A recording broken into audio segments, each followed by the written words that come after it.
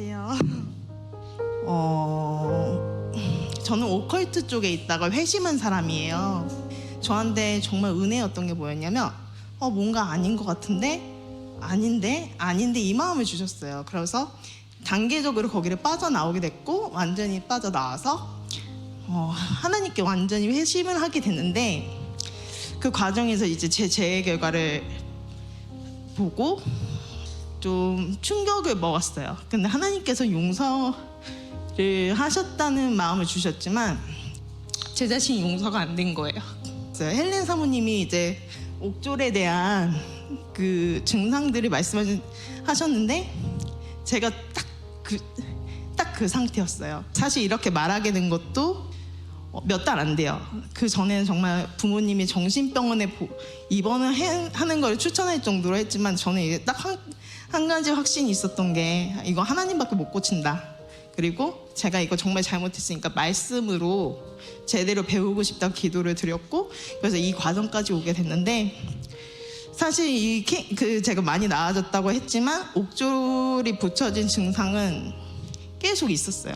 그 바지 하나 입는데 1시간 걸리는 분, 제가 너무 이해가 되는 게, 제가 하나님께로 나아가려고 하면 밧줄들이 저를 반대 방향으로 끄는 그런 느낌이 있어서 항상 몸이 무거웠고, 그것 때문에 남들에 비해서 시간이 너무 배 이상 걸리는 거예요. 그래서 이제 뭘 하나 해도 남들한테 피해를 끼치고 늦게 가게 하고, 그것 때문에 좌절이 있고 극단적인 생각까지, 이제 좌절과 절망과 이 생각이 계속 있었어요. 그러다가 이 캠프를 신청하게 됐는데, 캠프 신청하신 분들 문자 받잖아요. 이제 캠프 오기 전에 기도해 준다고. 그 이후부터 조금씩 평안을 찾기 시작했어요. 그러면서 점점 나아지고 여기에 참석을 했는데, 정말 저한테 그런 평강이 나한테 주어지는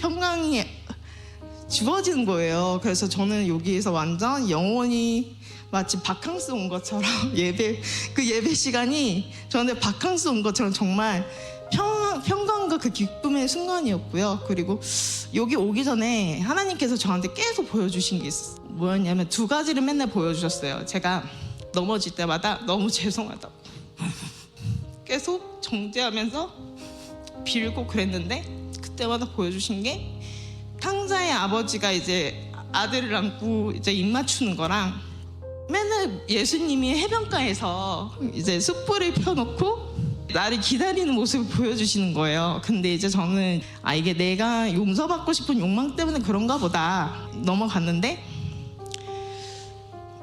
여기 와서 그 의미를 알았어요. 그 아들이 그러잖아요. 내가 하늘과 아버지한테 죄를 지어서 아버지 아들로 있는 거 감당이 안 되니까 종으로라도 대해달라고. 제가 딱 그 아빠의 자녀라고 말해놓고 제가 제 자신을 아빠의 종처럼 대하고 있었다는 걸 알았고, 그걸 되게 안타까워하셨다는 걸 알았어요. 예수님, 베드로가 이제 예수님 배신한 자기 자신을 좀 용서를 못했을 때 직접 찾아오셔서 계속 용서를 스스로 할 수 있게끔 그걸 인도하셨잖아요. 저는 이제 스스로를 용서했다고 생각했는데 아니었던 거예요. 그래서 비로소 그것들이 무슨 의미인지를 알고 내려놓을 수 있었어요. 그러니까 그 이후부터 옥졸들에 대해서 이것들이 나한테 거짓말을 하고 있었고, 그 의도가 이제 보이는 거예요. 하나님하고 나 사이를 계속 이간질하고 오해를 부추기고, 그러면서 내가 이게 아빠는 용서하셨는데 마치 내가 용서받지 못하고 너 버림받았어, 넌 끝났어 라는 그런 말을 계속 하고 있었구나. 그리고 내 입으로 나도 모르게 하고 있었구나. 그걸 깨닫고 여기 오면서 이제 얕은 지식으로 대적을 했지만 여기 와서 그 대적의 의미를 제대로 알게 돼가지고, 옛날 같으면은 그 명치 맞았을 때 그 고통이 있었어요. 육체는 고통이 없었지만 그 영적 공격이 있을 때마다 정말 육체가 아픈 것처럼 그 고통이 되게 심했었거든요. 눈물이 날 정도로. 근데 그게 사라졌어요. 그리고 몸이 굉장히 가벼워졌어요. 그 밧줄들이 다 끊긴 느낌. 그리고 아직까지는 좀 있지만, 근데 이런 확신이 있어요. 지금 아버지께서 이제 제가 뭔가 깨닫기 위해서 그 원하시는 방식의 그 조건이 안 맞아서 그렇지, 분명히 나는 여기서 벗어나게 되고 하나님의 자녀로서 내가 아빠의 기쁘신 뜻을 이루고 아빠께 돌아가게 될 거라는 확신을 여기서 점점 갖게 되는 거예요. 그런 자신감이 회복되고 그때 망가졌던 정체성이 회복이 안 됐었는데 그 부분에 대해서 조금 자신감을 얻었어요. 그래서 제가 여기서 얻은 거는 정말 단순히 그냥 캠프 참여해서 잠깐만 하나님 알고 가는 게 아니라 하나님의 진짜 뜻을 좀 더 깊이 알고 하나님하고 동행할 때 그 관계에서 좀 더 가까이 그 벽이 내려진 그런 느낌이었어요. 그래서 저는 이 캠프가 너무 감사해요. 이쪽으로 이끌어 주신 하나님한테도 너무 감사하고. 네, 여기까지.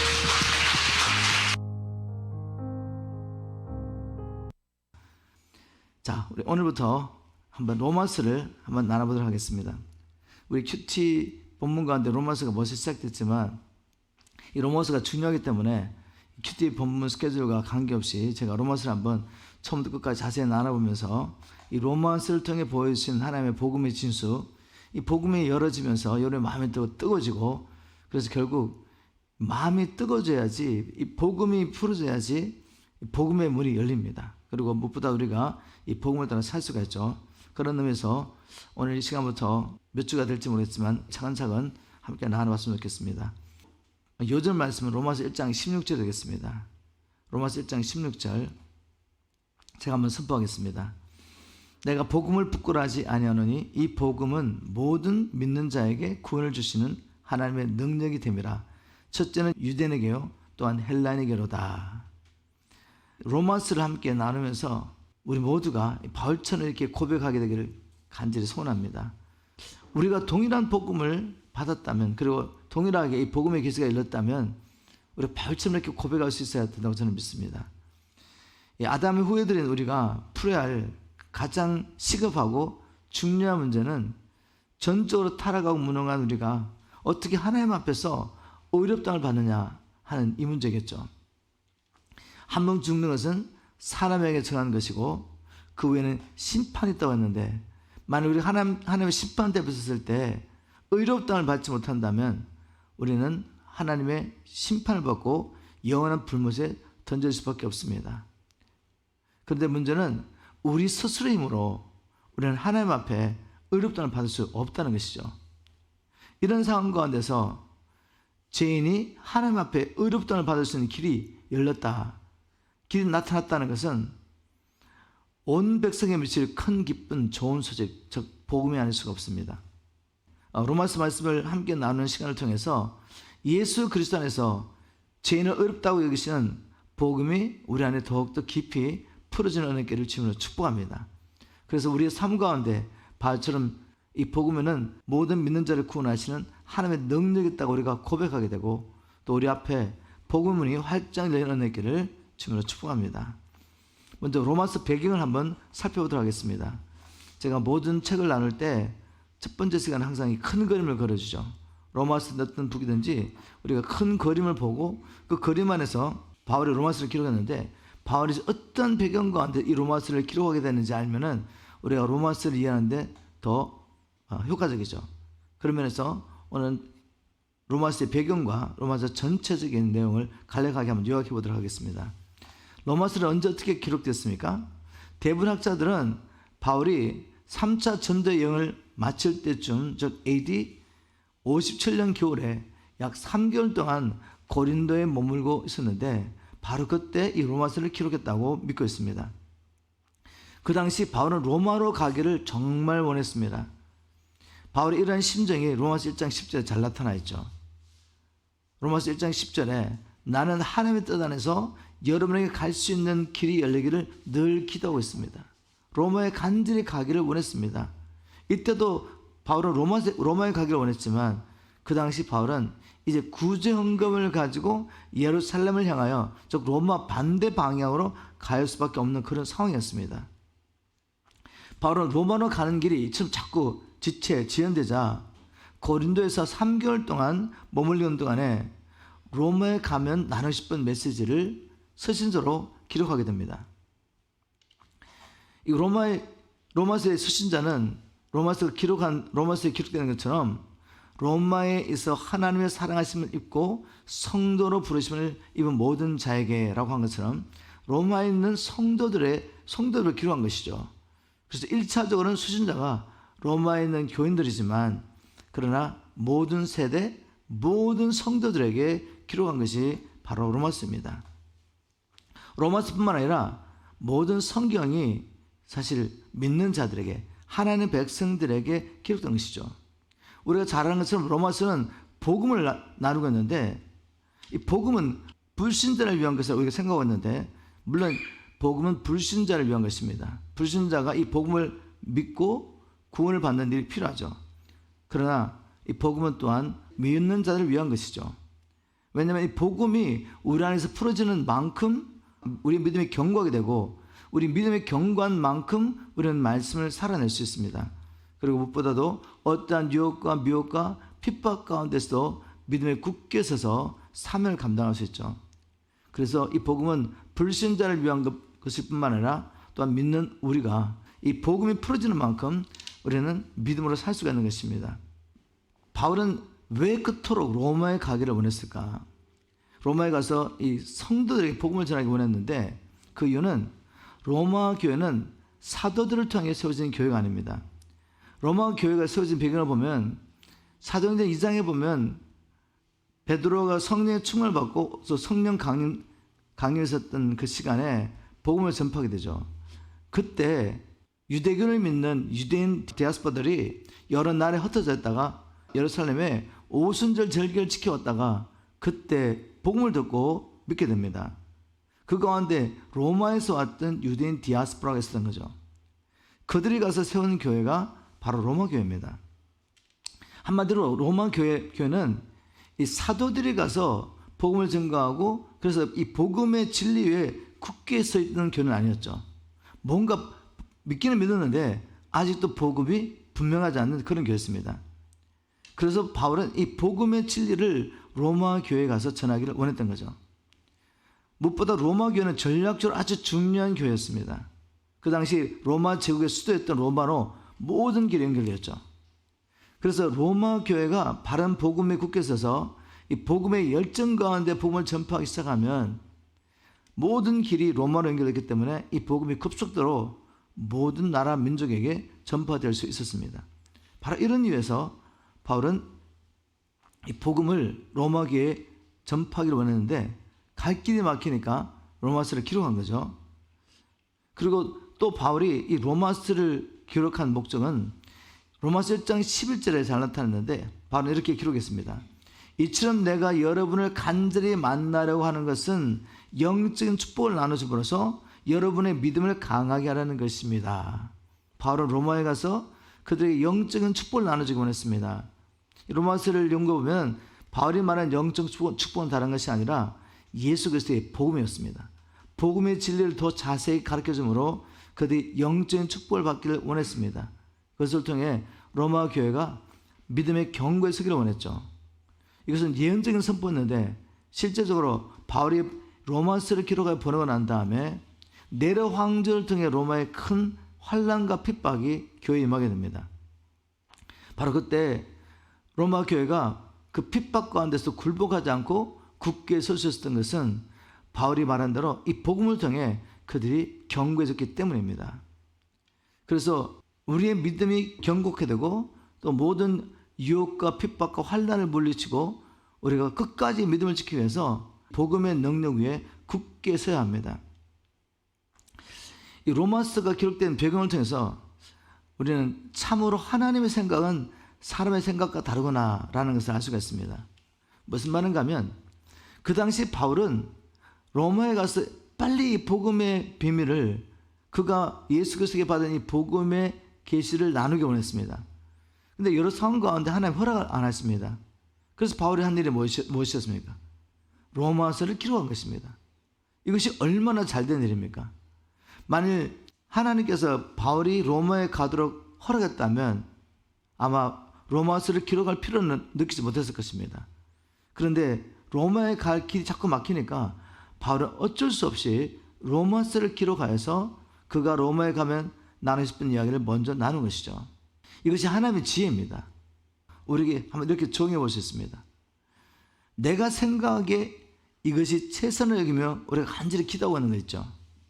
하나님, 이것이 최선입니다. 이것 이루어집시오. 내가 생각하기에 최선. 바울이 생각하기에 그때 최선은 하루도 빨리 로마에 가서 이 복음의 진술을 나누고 그들이 경고에 서기를 원했습니다. 그런데 사실 그것이 최선이 아니었죠. 바울이 보기에 최선이었죠. 하나님의 최선은 무엇이었습니까?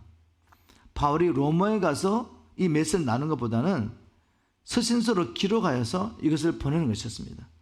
그럼 로마에 있는 성도들도 바울을 통해서 복음의 진술을 깨닫고 알게 되지만 모든 시대의 모든 민족이 로마서를 통해 하나님께서 보여주신 이 복음의 진술을 경험할 수 있는 것입니다. 역사적 시대적으로 보면 이 로마서를 통해 놀란 하나님의 사람들이 개혁을 일으키고 새롭게 일어나 이 복음을 새롭게 하는 일이 일어나죠. 그 가운데 바로 마르틴 루터가 있습니다. 마르틴 루터가 이 로마서를 읽다가 뭘 깨달았습니까?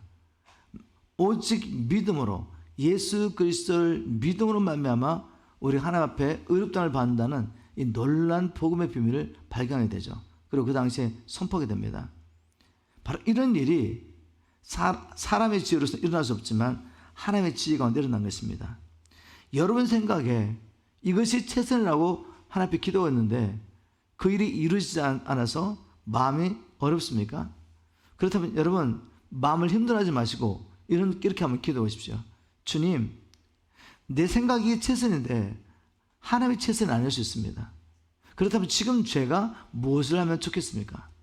이렇게 기도할 때 하나님이 주시는 마음이 있을 것입니다. 바로 그것이 하나님의 최선이죠. 그 일에 순종하십시오. 그리고 지금 나의 삶 가운데 나의 최선은 아니지만 내가 생각의 최선은 아니지만 하나님의 최선이 이루어지겠다는 것을 확신하며 감사하십시오. 그리고 역사가 시간이 지나고 난 다음에 보시면 정말 이것은 하나님의 지혜였습니다. 나의 최선은 아니었지만 하나님의 최선이었고 이것은 나와 또 나를 통해서 하나님께서 섬기기 원하는 그 영혼들에서 꼭 필요한 일이었습니다. 라고 고백하게 되겠습니다.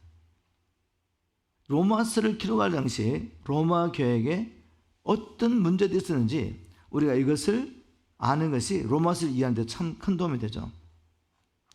로마 교회는 바로 유대인 디아스포라를 통해서 세워졌습니다. 다시 말해서 로마의 교회의 리더십은 유대인들이었습니다. 유대인들이 머저리티였죠. 그런데 나중에 어떤 일이 생겼냐면 AD 49년에 로마 황제 글라우디오가 로마에서 유대인 추방령을 내립니다. 로마에 있는 모든 유대인들은 떠나라 추방 명령을 내리죠. 그래서 로마 교회에 있던 유대인들이 다 어떻게 됐습니까? 로마 교회를 떠나게 되죠. 그 중에 한 사람이 바로 브루시겔 아골라입니다. 사도행 18장에 보면 브루시겔 아골라가 로마에 있다가 로마 황제의 추방 명령에 떨어지자 로마를 떠나서 왔는데 바로 고린도에서 바울을 만나게 되죠. 정말 하나님의 놀라운 계획입니다. 우리가 보기엔 왜 이런 일이 일어나야 되나 생각하는 그런 일 가운데 하나님은 구원의 역사를 이루어가시죠. 자, 어쨌든 AD 49년에 로마에서 유대인들이 추방명을 받고 흩어지게 되죠. 나가게 됩니다. 근데 나중에 이 황제가 사망하고 난 다음에 흩어졌던 로마교회 성도들이 다시 돌아오게 되죠. 다시 돌아왔을 때 어떤 일이 있습니까? 이제 더 이상 유대인들이 로마교회 리더십을 가지고 있는 것이 아니라 이방인들이 로마교회 리더십을 가지게 된 것입니다. 그런데 그들이 이 구원관을 놓고 서로 의견이 대립하게 되죠. 다투게 됩니다. 그런데 바울이 보기에는 유대인 믿는 자들이 가지고 있는 구원관이나 그 다음에 또 이방인들이 가지고 있는 구원관이 다 문제가 있었던 것이죠. 그러면 유대인 출신의 믿는 자들이 가지고 있던 구원관에는 어떤 문제가 있었습니까? 유대인 성도들은 아직도 그때까지 율법주의적인 신앙관을 가지고 신앙생활을 하고 있었습니다. 유대인 믿는 자들은 이 성경을 통해서 예수 그리스도가 구약에 예언한 메시아라는 것은 인정했습니다. 그런데 어떤 것을 떠나지 못하죠? 이제까지 지켜왔던 유대인의 간섭을 버리지 못합니다. 할례를 받아야 되고 그리고 율법을 지키는 여기서 떠나지 못합니다. 그래서 그들이 이방인 성도들에게 요구한 것이 무엇입니까? 야, 너희들 구원받으려면 너희도 할례 받아야 되고 그리고 율법을 우리처럼 지켜야 한다. 이렇게 주장했습니다. 자, 여기 문제가 있죠. 율법을 지킴으로 할례를 받는다고 해서 몸의 그 할례가 우리 구원에 영향을 미치지 않습니다.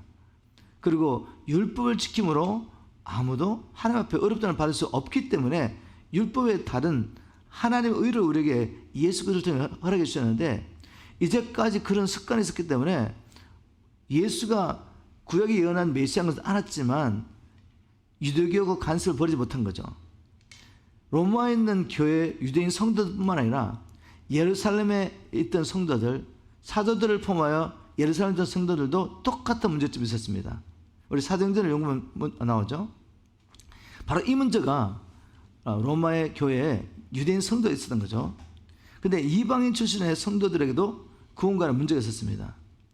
이방인 출신의 성도들의 문제는 뭔가 하면 그리스도인의 자유를 지나치게 강조했기 때문에 진정한 자유가 아닌 방종한 삶을 살고 있었던 거죠.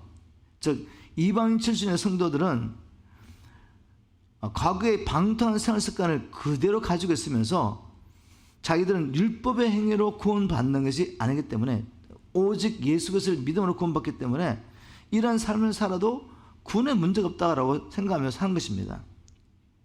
바로 이런 문제들, 유대인 가운데 믿는 사람들이나 이방인들 가운데 믿는 사람들이나 복음을 잘못 알고 있었던 거죠. 구원관이 잘못됐습니다. 그래서 바울은 이 복음을 속히 전하기 원했지만 그럴 수 없는 상황 가운데서 바로 로마서를 통해 그들의 문제를 지적하고, 오직 예수 그리스도를 믿음으로 우리가 하나님의 의롭다함을 받는 것이 무엇인지 로마서를 통해 자세히 설명하겠습니다. 자, 이런 배경 가운데 로마서 기록됐다는 것을 아시고 이제 로마서를 한번 연구할 때 저와 함께 또 하나님의 말씀을 나눠가는 가운데 이러한 질문들을 한번 던져보십시오. 그리고 이 로마서를 다 마치고 난 다음에 함께 우리에게 말씀을 나누고 난 다음에 이런 질문에 대해서 내가 분명한 성경적인 답을 가지고 있는지 한번 질문해 보시길 부탁드립니다.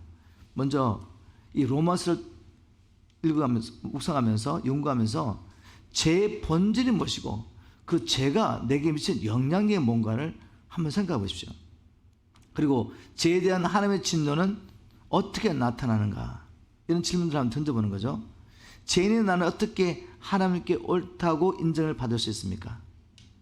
나는 무엇이 옳은지를 알면서도 그것을 행하러 갈 때 왜 그토록 장애가 많은지, 이것을 어떻게 극복할 수 있는지, 그리고 나는 무엇을 근거로 최후 승리를 확신할 수 있는지, 죄인이 구원을 받는 것 관련해서 구약과 신약의 성도들이 각기 다른 방법으로 구원을 받는 것인가, 아니면 같은 방법으로 구원을 받는지 한번 이 로마서를 통해 답변을 찾아보십시오.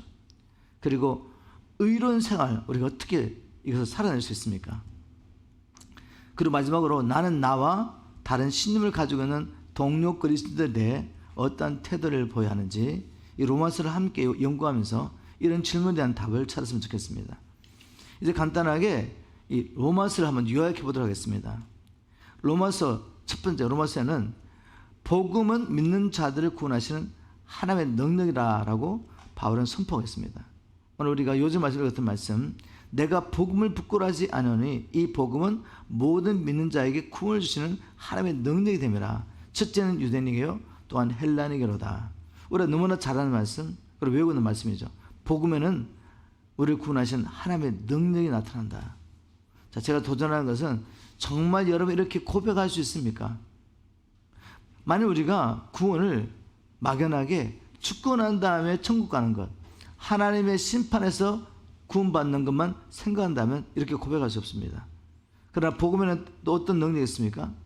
우리를 죄 짓는 것으로부터, 내가 주인 되어 사는 이 죄된 삶으로부터 우리를 구원하신 능력이 있습니다. 그래서 남은 생에 우리를 죽으시고 부활하셔서 주가 되신 주를 위해 살게 하는 능력이 바로 이 복음 안에 있기 때문에 지금 내가 그 복음의 능력을 경험했기 때문에 우리는 말할 수 있는 것이죠. 그러나 내가 지금 복음의 능력을 경험할 수 없다면 그렇게 말할 수는 없습니다. 정말 저는 복음의 능력이 있는 것을 저의 삶을 통해, 또 제가 복음을 전할 때 나타나는 주님의 역사를 통해 간증할 수 있습니다. 이번에 많은 간증했지만 제가 한국 KP 간증 하나를 나눠보도록 하겠습니다. 먼저 거기 오신 분 한 선교사님의 이야기를 제가 나눠보겠습니다. 한 선교사님이 나중에 저를 만나서 이렇게 말씀하시더라고요. 자기가 뒤에서 이렇게 보니까 쟤는 절대로 하나님 만나서 좋겠다. 쟤는 절대로 변화되지 않을까라는 사람이 보였다는 거죠. 근데 누구겠습니까? 10대들이죠. 복음이 선포되는데 그냥 머리 쳐박고 그냥 잠자고 있는 애들. 그리고 누가 봐도 쟤는 정말 하나님 만날 수 없을 것 같아 같이 보는 사람도 있었다는 거죠. 그런데 마지막 날 보니까 그들이 주님을 만났고 분명히 변화된 사람을 발견한 거죠. 그래서 고백했습니다. 목사님 정말 복음에 능력이 있습니다. 그 10대 중에 어떤 아이가 있었냐면 무엇보다 이번에 하나님 앞에 감사한 것은 보통 우리가 캠핑할 때 10대들이 거의 요즘 안 오거든요. 근데 이번에 놀랍게 10대들이 정말 많이 왔습니다. 그리고 보통 우리가 이렇게 이런 모임을 가지면 여자분이 한 3분의 2 정도, 그리고 남자분이 한 3분의 1 정도 이렇게 모입니다. 근데 이번에 놀랍게도 남자들이 더 많이 모였습니다. 이것은 정말 하나님께서 무언가를 하시겠다는 증거를 먼저 이것을 통해 보여주셨죠. 그래서 제가 정말 기도하면서 또 우리 팀사역자들에게도 기도를 요청했습니다. 여러분 무엇보다도 여러분에게 맡기신 영혼들 기도해 주세요. 그리고 이제 뚜껑을 읽어보니까 티네이저들이 많이 왔는데 그 중에 한 티네이저가 있었습니다. 이 티네이저는 오자마자 막 머리가 아프다고 계속 컴플레인하면서 너무 약을 많이 타러니까 우리 팀사역자들이 이 아이를 데려왔습니다. 목사님 이 아이를 좀 기도해 주세요. 지금 오늘 아침이면 5번 왔습니다. 5번. 5번째 머리 아프다고 지금 약 달라고 그러는데 좀 기도해 달라고. 봤더니 아이가 10대인데 모자를 쓰고 마스크를 하고 전혀 아이 컨택도 안 하는 거죠. 눈을 보여주지 않습니다. 그래서 얘야 눈 좀 보자고 말했습니다. 그랬더니 안 보여주는 거죠. 그래서 제가 이렇게 이야기했습니다. 내 생각에 너 이거 자연적으로 머리가 아픈 게 아니라 열도 없는 것 같고 분명히 공기인 같은데 너 언제부터 아팠니? 이렇게 물어봤습니다. 캠프 오기 전부터 아팠니? 아니면 오고 난 후에 아팠니? 근데 여러분 얘가 말도 안 해요. 제가 말을 하니까 말을 안 합니다. 그래서 제가 손짓 발짓을 하면서 질문하고 얘가 이제 손짓 발짓으로 다 답을 해주는 거죠. 그러면서 제가 너 캠프 오기 전부터 아팠니? 아니면 오고 난 다음에 아팠니? 그랬더니 오고 난 다음부터 아팠다 이렇게 표현을 하더라고요. 그러고 난 다음에 그럼 언제부터 아팠냐 그랬더니 그 앞에 스케줄이 있었는데 스케줄 이렇게 지적하면서 이때부터 아팠다고. 그때가 언제지 않습니까 여러분? 사단 이 세상 임금. 사단 이 세상 임금이라는 강의를 할 때부터 아프기 시작했대요. 그럼 여러분 여러분이 저라면 어떻게 판단하시겠습니까? 이건 분명히 영적인 문제다. 그래서 제가 이렇게 말했습니다. 야, 이때부터 아팠다면 정말 너는 지금 이 아픈 이유가 영적인 거야. 그래서 내가 널 도와주고 싶은데 내가 널 위해서 기도해도 되겠냐? 너 여기서 자유하기를 원하느냐? 이렇게 물었더니 걔가 하는 말이 뭔지 아세요? 자기는 자유하기를 원치 않는데요. 난 이게 좋다고. 빨리 여기서 떠나고 싶다는 거죠. 그래서 제가 이렇게 말했습니다. 야, 네가 의지를 가지고 이 문제에서 해결되기를 원치 않기 때문에 내가 할 수 있는 일은 그냥 결방하는 것밖에 없어. 그래서 제가 기도했습니다. 하나님, 이 아이 속 역사하는 어둠의 세력을 결방하고 지금 이 아이가 이 어둠의 세력에 영향을 해서 머리가 아픈데 좀 고쳐달라고 이렇게 기도했습니다. 그리고 보냈습니다. 근데 그때부터 이 아이가 갑자기 내 주위에 막 맴돌기 시작하더라고요. 그래서 아주 말도 안 되는 욕을 하는 거죠. 제게 와서 종이와 연필을 가져와가지고 제게 목사님 뱀을 걸어주세요.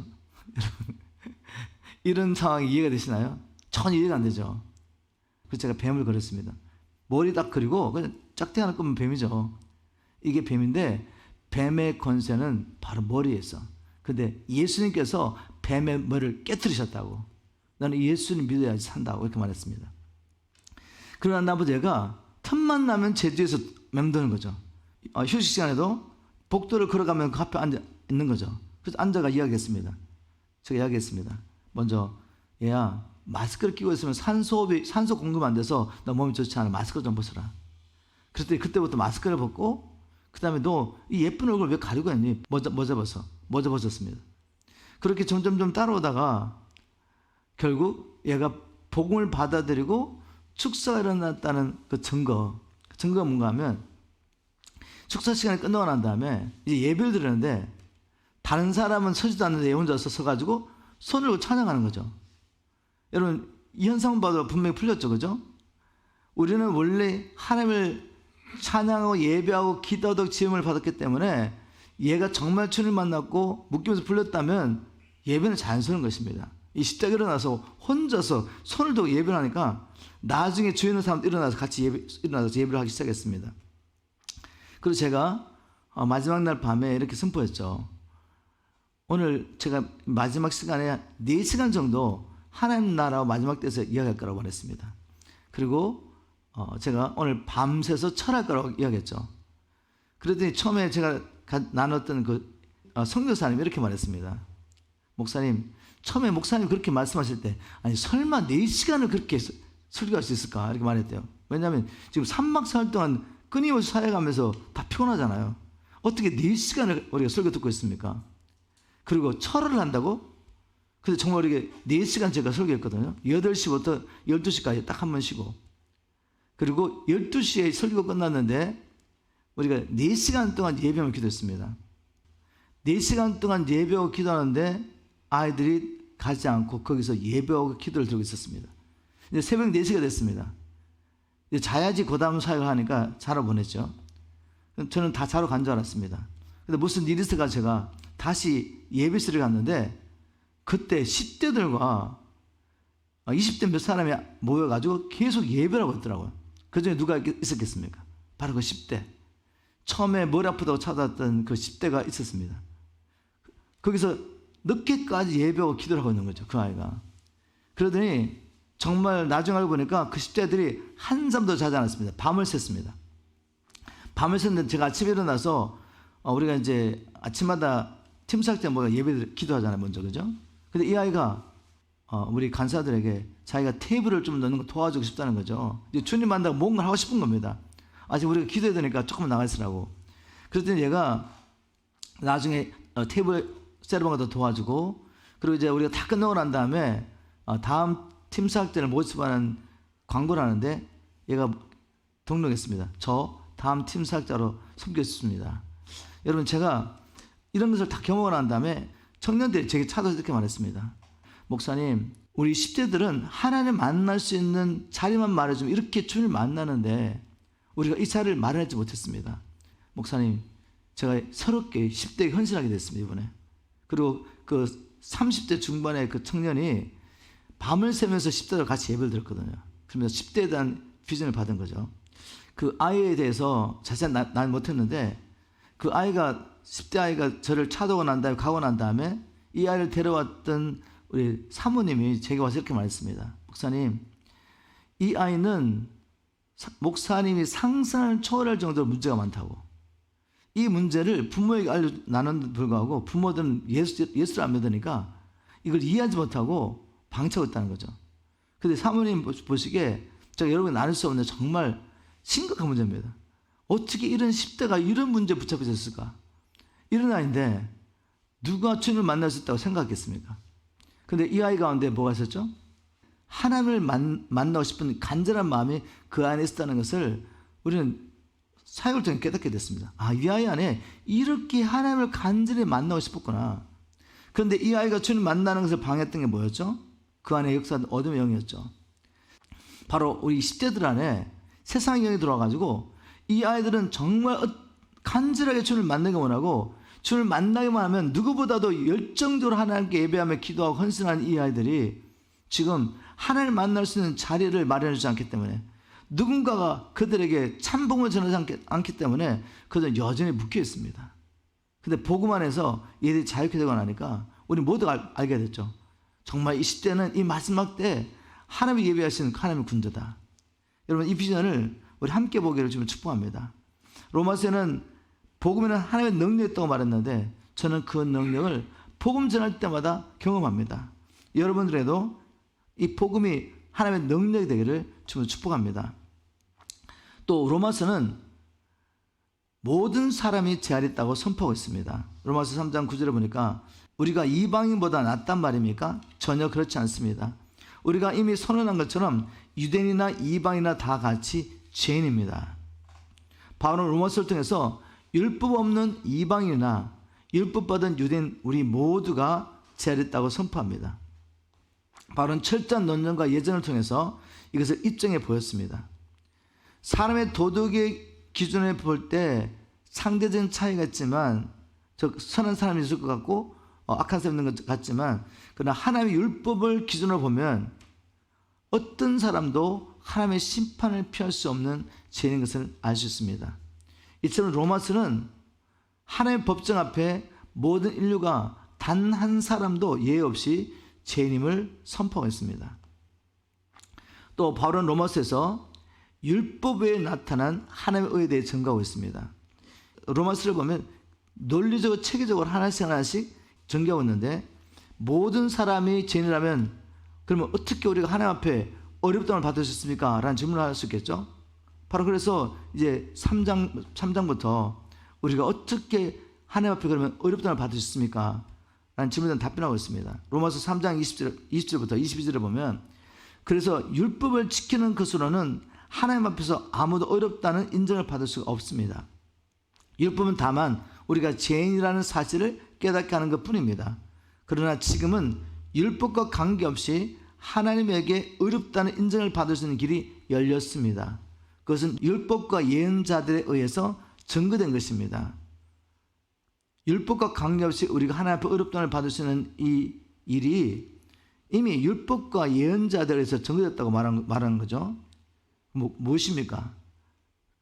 예수 그리스도를 믿는 사람이면 누구나 차별 없이 하나님께서 어렵다는 인정을 받습니다.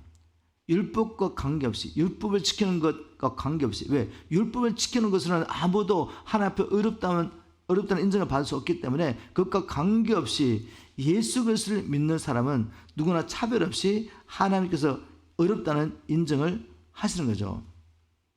이 하나님께서 우리를 어렵게 하는 이 방법은 율법과 선자들에 의해서 이미 증거된 것입니다 라고 바울이 말했는데 실로 그러합니다. 우리 창세기를 함께 나누신 분들은 아시겠지만 아담이 범죄한 이후에 주는 곧바로 복음을 이야기하시죠. 창세기 3장 15절에 여인의 후손이 뱀의 머리를 깨트릴 것이다. 범죄한 영혼은 범죄한 인간은 모두 사단의 권세를 했습니다. 이 사단은 사망의 권세 잡은 자죠. 사단의 권세에서 평생을 종노를 하다가 결국은 죽게 되죠. 여기서 우리가 구원받으시는 방법이 무엇이겠습니까? 여인의 후손에 나타나서 사단의 권세 아래서 죽기를 두려움으로 일평생 종노하고 있는 우리를 자유케 하시는 거죠. 그 방법은 창세기 3장 20절에 나타나 있습니다. 아담과 하와가 범죄한 후에 자기 허물과 죄를 가리고 하나님 앞에 나가려고 무화과 나무 잎을 가지고 옷을 만들죠. 자기 허물과 죄를 가리고 하나님 앞에 나가려고 했지만 하나님이 나타났을 때 그들은 하나님 임재 앞에 나가지 못했습니다. 다시 말해서 인간의 어떠한 방법으로도 우리의 죄와 허물의 문제 해결할 수 없다. 그래서 창세기 3장 21절에 보면 여호와께서 하나님께서 짐승을 잡으시고 그 피를 쏟으시고 그 짐승의 가죽으로 옷을 만들어서 아담과 하와에게 입혀준 이 사건을 통해 이미 계시한 것입니다. 무엇을? 범죄한 인간이 스스로 자기의 죄 문제 해결할 수 없는 인간이 어떻게 하나님이 예비하신 의로 의롭다함을 받는지를 창세기 3장에서부터 계시하신 것이죠. 그 후에 계속해서 하나님께서는 모세에 주신 율법과 그리고 선자를 보내서 예언하신 모든 말씀을 통해서 율법 외에 바로 어린 양 예수 그리스도를 믿음으로 말미암아 죄인이 용서를 받고 하나님 앞에 의롭다함을 받을 수 있는 이 계시를 계속한 거죠.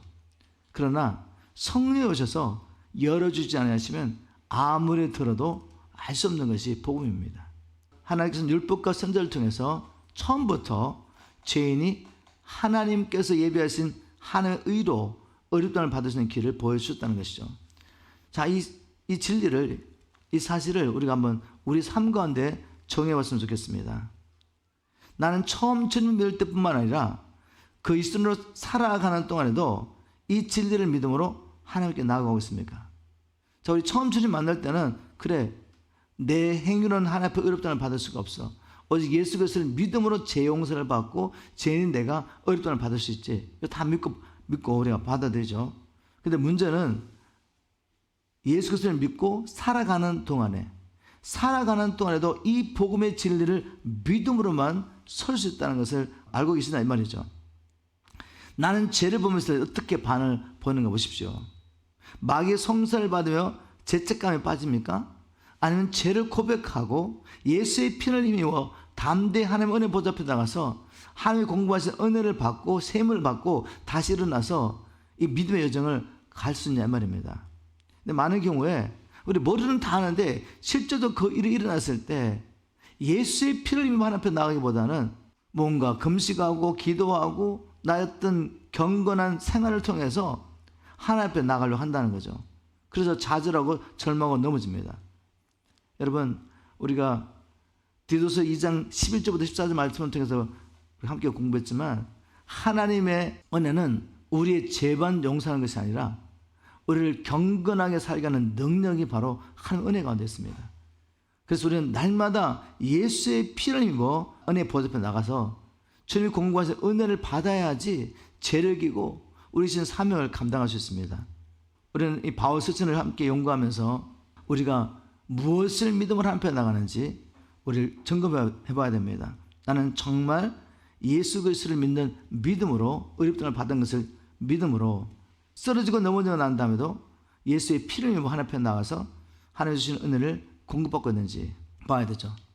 자, 이제 이 바울 서신을 이렇게 연구하다 보면 우리가 율법을 지킴으로 의롭다를 받는 것이 아니라 예수 그리스도를 믿음으로 의롭다를 받게 되는구나 알게 됩니다. 그러면 또 이런 질문을 해보죠. 아니 어떻게 예수 그리스도를 믿음으로 우리가 의롭다를 받을 수 있지? 자, 여기에 대한 질문에 대한 답이 그 다음부터 나오는데 바울은 이 증가의 법칙 그리고 대표와 연합의 원리를 통해 설명합니다. 자, 그게 무슨 말인지 성경을 읽고 나눠보도록 하겠습니다. 우리가 어떻게 예수 그리스도를 믿음으로 의롭다를 받습니까? 이게 어떻게 가능합니까? 이게 질문에 대한 답변이죠. 바울은 먼저 로마서 5장 12절에 이렇게 말합니다. 그러므로 한 사람을 통하여 죄가 세상에 들어오고 그 죄를 통하여 죽음이 세상에 들어왔으며 이런 식으로 죽음이 모든 사람에게 이르게 되었습니다. 그것은 모두가 죄를 짓기 때문입니다. 자, 바울이 지금 예수 그리스도를 믿음으로 우리가 그리스도 예수 안에서 의롭다를 받았다는 이 진리를 설명하기 위해서 먼저 이렇게 말합니다. 이 정가의 법칙이죠. 아담이라는 사람은 우리 모든 인류의 대표였습니다. 그 한 사람의 범죄함으로 말미암아 그와 연합됐던 우리 모두가 죄인 되었다는 것을 선포하는 것이죠. 바로 이 논리로 바로 이렇게 말합니다. 5장 18절에 가면 결국 한 사람이 죄를 범한 결과로 모든 사람들이 정죄를 받았듯이 이제는 한 사람의 의로운 행위로 말미암아 모든 사람들이 하나님께 어렵다는 인정을 받아서 참 생명을 얻게 됐습니다. 라고 정가의 법칙을 설명합니다. 즉 한 사람 아담의 죄로 모든 인류가 죄인이 되고 죄의 결과로 죽게 되었다면 한 사람 예수 그리스도의 의로 말미암아 그것을 우리가 믿을 때 그분의 의가 우리 것이 되고 우리가 생명을 누리게 된다는 대표와 연합의 원리로 정가의 법칙을 설명한 것입니다. 즉 예수를 믿는 믿음을 통해 우리가 어떻게 의롭다를 받는지를 설명한 것입니다. 그런데 이 정가의 법칙은 구약의 제사를 통해서도 주님이 계속 계시하셨죠. 레위기 4장 27절부터 29절에 이 범죄한 하나님의 백성이 어떻게 죄 용서를 받고 다시 하나님 앞에 나갈 수 있는지, 하나님 앞에 나간다는 건 무슨 말을 뭘 의미합니까? 그 사람이 죄인이었지만 죄 문제가 해결되고 의로움을 받았다는 거죠. 어떤 방법으로 죄인된 하나님의 백성이 다시 하나님 앞에 의롭다를 받고 하나님 앞에 나갈 수 있게 되었습니까? 레위기 4장 27절 만일 평민의 하나가 여호와의 검령 중 하나라도 부지중에 범하여 허물이 있었다가 그 범한 죄에 깨우침을 받거든 그는 흠없는 암염소를 끌고 와서 그 범한 죄를 인하여 그것을 예물로 삼아 그 속죄제 희생의 머리에 안수하고 그 희생을 번제소에서 잡을 것이요 라고 말했습니다. 이스라엘 백성이 범죄했습니다. 그런데 죄를 깨달았습니다. 죄 문제 해결해야 되잖아요. 어떻게 한다고요? 짐승을 대신 데려와 가지고 그 짐승에게 안수한대요. 안수의 목적 뭐죠? 그 짐승과 나를 일치시키는 거죠. 그래서 나의 죄가 그 짐승에게 증가되고 그 짐승의 죽음으로 말미암아 내 죄가 용서받는 이 방법을 주님께서 구약시대 성도들에게 보여줬다는 것이죠. 물론 이스라엘 백성의 죄를 대신해 죽은 그 짐승은 어린 양 예수 그리스도를 예표합니다. 구약시대 때도 하나님께서 자기 백성이 범죄했을 때, 그래서 하나님 앞에 나갈 수 없을 때 그 죄인이 어떻게 그 죄 용서를 받고 의롭다함을 받고 하나님 앞에 나갈 수 있는지를 보여주신 것이죠. 이처럼 바울은 로마서에서 정가의 법칙을 통해서 예수 그리스도를 믿음으로 믿는 자들을 의롭다고 인정해 주시는 하나님의 의를 설명하고 있습니다. 또 바울은 로마서에서 성도들이 믿음으로 의롭다함을 받을 뿐만 아니라 동일한 믿음으로 성화의 삶, 즉 의로운 삶을 살게 된다는 것을 증거하고 있습니다. 율법을 지키는 행위가 아니라 예수 그리스도를 통해서 우리를 구원하시는 하나님의 은혜를 믿음으로 구원받았으니 죄를 짓는 만큼 은혜도 더욱 넘치지 않겠냐라고 오해할 수 있겠죠. 우리가 예수를 믿음으로 의롭다함을 받는다고 배웠기 때문에 죄를 지어도 천국 가는 것은 문제가 없다, 이렇게 오해하는 사람들이 있다는 것입니다. 이런 사람들에게 바울은 그리스도의 연합의 비밀을 통해서 분명하게 반박하고 있습니다. 정말 이해하시겠어요? 이제 5장까지는 뭐를 바울이 증거했습니까? 우리가 예수 그리스도를 믿음으로, 율법이 아니라, 율법을 지킴이 아니라 어차피 율법을 지킴으로 하나님의 의롭다함을 받을 수 있는 사람이 없기 때문에 예수 그리스도를 믿음으로 의롭다함을 받는다. 그럼 이거 어떻게 가능하냐? 정가의 법칙을 통해 설명했습니다. 그러면 이제 우리가 행위가 아니라 예수 그리스도를 믿음으로 구원을 받기 때문에, 그러면 우리가 죄를 지을수록 하나님의 은혜가 더욱 넘치고 드러나지 않겠느냐? 그리고 우리가 행위가 아니라 예수 그리스도를 믿음으로 말미암아 의롭다함을 받기 때문에 나의 죄와 관계없이, 나의 죄된 삶과 관계없이 우리는 천국 갈 수 있다라고 오해할 수 있습니다. 이렇게 또 가르치는 거짓 선자가 있었던 거죠. 여기에 대해서 바울은 내가 지금 말하는 예수 그리스도를 믿음으로 의롭다함을 받는다는 것은 그런 의미가 아니다. 물론 우리가 믿음으로 의롭다함을 받지만 그렇다고 해서 그렇게 불순종한 삶을 살아도 천국 갈 수 있다는 말은 아닌 거죠. 왜 그게 성경이지 않느냐? 바울은 이렇게 설명합니다. 로마서 6장 1절부터 그러면 이제 우리가 어떻게 말해야 하겠습니까? 하나님의 은혜가 더욱 커질 수 있도록 죄를 계속해서 지어야 하는 것입니까? 절대로 그럴 수 없습니다. 죄에 대해서는 이미 죽은 상태인데 우리가 어떻게 죄 가운데서 그대로 살 수 있단 말입니까? 우리 모두는 세례를 받아 그리스도 예수와 연합하여 하나가 되었으므로 예수의 죽음과도 연합하여 역시 하나가 되었습니다. 여러분 이것을 알지 못합니까? 그러면 우리는 세례를 받음으로써 그리스도와 연합하여 그분과 함께 묻힌 것입니다. 이것은 그리스도께서 하나님 아버지의 영광에 힘입어 죽은 자들 가운데서 살아나신 것처럼 우리 또한 죽음을 이기고 새 생명 가운데 살게 하려는 것입니다. 죄에 대하여 이미 죽은 사람은 죄에서 해방된 것입니다. 여러분 이 바울의 논리를 아시겠어요? 우리가 하나님 예수 그리스도를 믿음으로 의롭다함을 받는다면 내가 어떻게 살든 관계없이 천국 가는 거 아닙니까? 라고 말하는 사람들에게 그렇지 않다는 거죠. 예수 그리스도를 믿으면 어떤 일이 났느냐? 바로 그분과 연합하여 그분 안에서 우리가 의롭다함을 받은 것이다. 그분과 연합하여 그분이 십자가에 못 박혀 죽을 때 우리도 죽음으로 죄값을 지불하고 그분이 장사될 때 우리의 그 옛사람 마귀의 종나는 우리는 죽었고 그분이 부활할 때 우리는 예수 그리스도 안에서 새 생명 가운데 부활하여 이제 하나님에서 살게 하려고 예수 그리스도 안에서 우리를 의롭다 하시고 이 복음을 주셨다는 거죠. 그런데 이렇게 예수를 믿는 자가 어떻게 믿음으로 구원을 받았기 때문에 불순종해도 하나님 앞에 의롭다함을 받고 천국 갈 수 있다고 말할 수 있냐 이거죠. 그럴 수 없다는 것입니다. 바울은 바로 이 연합의 비밀을 통해서 우리가 믿음으로 의롭다함을 받을 뿐만 아니라 이제 거룩한 삶을 살게 된다는 것을 증거하고 있습니다. 이제 더 나아가서 이제 로마서 8장부터 뭘 설명했냐면 7장 8장 연결되는데 바울은 이렇게 말합니다. 성령을 쫓아 사는 삶, 성령을 쫓아 사는 삶 가운데 바로 성령의 비밀이 있다라고 가르치고 있습니다. 로마서 8장 3절부터 한번 읽어보겠습니다. 우리의 타락한 성품 때문에 율법이 연약하여 할 수 없는 것을 하나님은 하셨습니다. 하나님께서는 죄의 문제를 해결하시기 위해 자기 아들을 죄 없는 인간의 모형을 보내시고 우리의 죄값을 그에게 담당시킨 것입니다. 이제 예수 안에서 우리가 죄 문제 해결했습니다. 근데 여기서 끝나지 않습니다. 어디까지 가야 되죠? 하나님 말씀 순종할 때까지 가야죠. 그래야지 하나님의 백성이 되고 하나님 나라가 이루어지기 때문에 그것은 육신을 따라 살지 않고 성령님을 따라 사는 우리에게 율법의 요구를 이루기 위한 것입니다. 율법이 요구하는 건 무엇이겠습니까? 하나님을 사랑하고 이웃을 사랑하는 거죠. 나를 부인하고 하나님을 사랑하고 이웃을 사랑하는 것, 그것은 육신으로서는 즉 마귀의 종살이하고 있는 우리로서는 할 수 없는 일입니다. 그런데 예수 그리스도 안에서 거듭남을 통해 이게 가능하게 됐다는 거죠. 왜? 성령을 보내주셨기 때문에. 그래서 바울은 로마서 8장 13절에 만일 여러분이 육신을 따라 살면 죽을 것이지만 성령님을 통해서 육적인 악한 행위를 죽이면 살 것입니다. 바울은 거듭난 그리스도인이라도 육체를 통해 역사하는 죄와 싸우게 되며 또한 죄와의 싸움에서 종종 패배한다는 것을 알고 있습니다. 이것이 그리스도인의 보편적인 삶입니다. 이 문제를 해결해 줘야 되죠.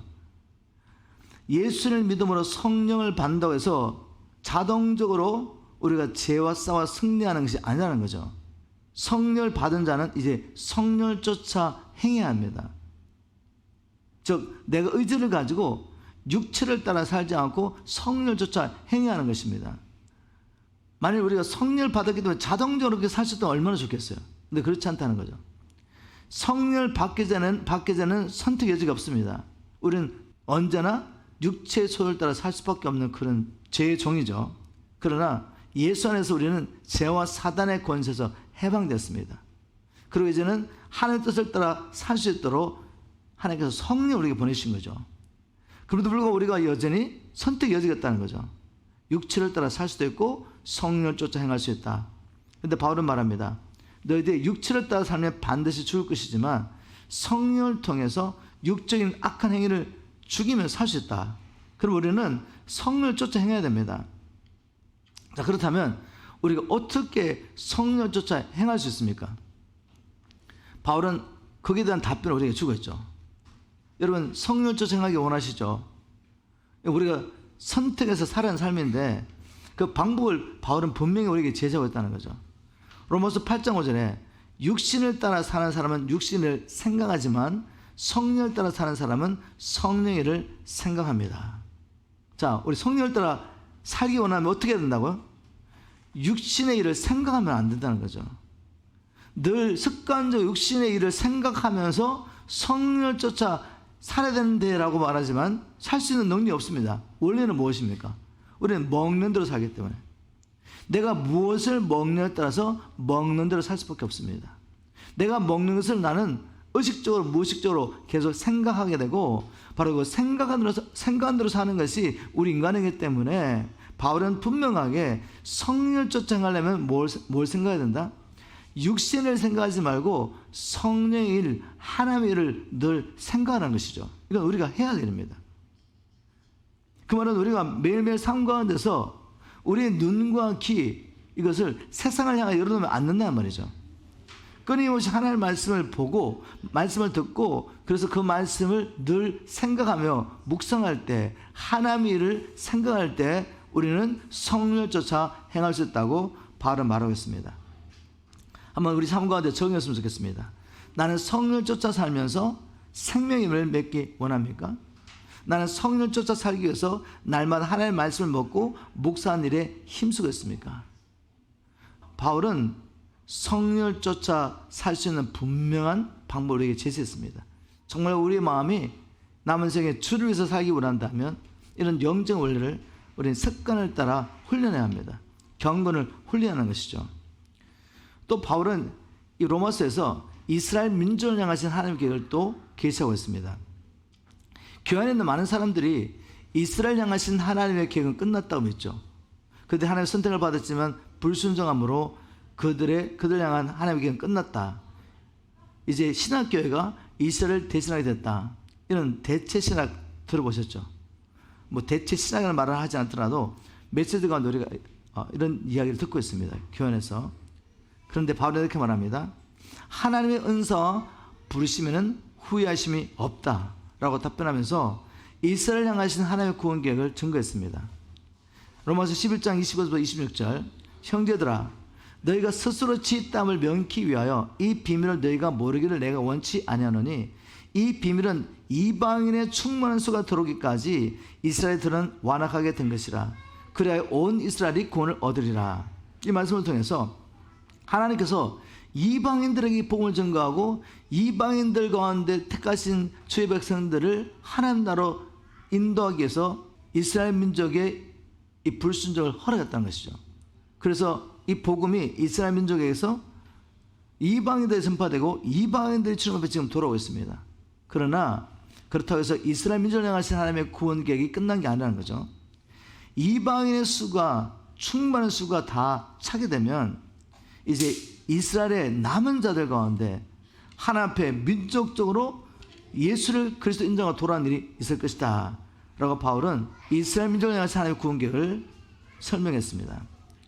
자, 마지막으로 바울이 이제 로마서 하반부에 해당하는 12장부터 16장을 통해 무엇을 말하고 있냐면, 앞에서는 1장부터 8장까지는 우리가 어떻게 죄인이 하나님 앞에 의롭다함을 받을 수 있냐라고 나눴죠.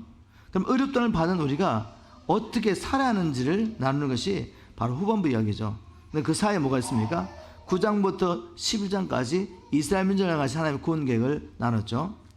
자, 바울은 그러면 믿음으로 의롭다함을 받은 자가 어떻게 살아야 됩니까? 다시 말해서 하나님께서 예수 그리스도를 통해 죄인된 우리를 의롭다고 인정하신 목적, 이유가 뭐냐 그죠? 로마서 14장 8절부터 9절 보겠습니다. 우리가 살아도 주를 위해 살고 죽어도 주를 위하여 죽나니 그러므로 사나 죽으나 우리가 주의 것이로라. 이를 위하여, 무엇을 위해서요? 우리가 죽든지 살든지 이제는 주만 위해 살게 하기 위하여, 이를 위하여 그리스도께서 죽었다가 다시 살으셨으니 곧 죽은 자와 산 자의 주가 되려 하심이라. 분명한 말씀이죠. 여러분, 모든 성경은 하나님의 백성을 향하신 하나님의 구원 계획입니다. 하나님의 백성이 주신 것이죠. 이것을 통해 주님이 원했던 건 무엇입니까? 바로 예수 그리스도 안에서 우리를 구원하여서 하나님의 선한 일에 열심내는 친백성으로 살게 하기 위해서 이 성경을 주신 것입니다. 로마서도 마찬가지입니다. 그래서 우리가 어떻게 예수를 믿음으로 의롭다함을 받고 천국 가느냐, 이걸 보여주는 게 궁극적인 목적이 아니라 예수 그리스도 안에서 우리를 의롭다고 하시는 주님의 궁극적인 목적은 이제는 사라지거나 주를 위해 살기 위함이다 라고 증거하고 있습니다. 이 로마서를 통해 우리에게 주기 원하는 신령한 복이 무엇인지 우리가 발견하기를 주님으로 축복합니다. 그것은 바로 이 복음이 우리 안에 더 깊이 풀어지는 것이죠. 복음이 풀어지는 만큼 우리는 복음의 능력을 경험하게 됩니다. 그리고 우리 안에 복음의 능력이 풀어질 때 복음의 문이 우리 앞에 열리기 시작합니다. 복음을 가진 자를 주님이 아신단 말이죠. 복음을 가진 자는 분명히 믿지 않는 자가 보이게 되고 그들이 찾아왔을 때 분명한 이 말씀을 가지고 그들을 도와줄 수 있습니다. 우리 신앙 여정 가운데 복음이 열어짐으로 말미암아 어떠한 유혹과 핍박과 환난이 온다 할지라도 이제는 남은 생에 이 복음을 증거하며 주님 오시기를 예배하다가 우리가 주님 만나게 되기를 주님으로 간절히 축복합니다.